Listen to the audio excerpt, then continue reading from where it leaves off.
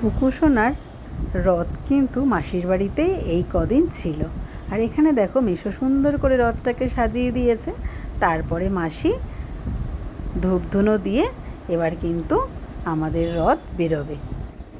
আর দেখো, আর জয় জগন্নাথ বলরাম সুভদ্রা এই কদিন কিন্তু মাসি বাড়ি খুব আনন্দে ছিল।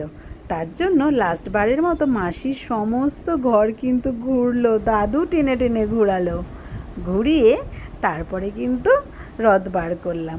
অনেক দিন ছিল তো, মাসি মেশোর কিন্তু খুব মায়া হয়ে গেছে জগন্নাথ বলরাম আর সুভদ্রার উপরে। তাই জন্য কিন্তু শেষবারের মতো পুরো ঘরটাই ভালো করে ঘুরিয়ে নিল। আর তারপরে কি হয়েছে জানো বন্ধুরা?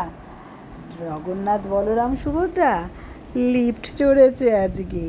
আসার সময় যখন আজকে রথ নিয়ে আমরা বেরোচ্ছি, তো রথকে লিফটে তোলা হয়েছে।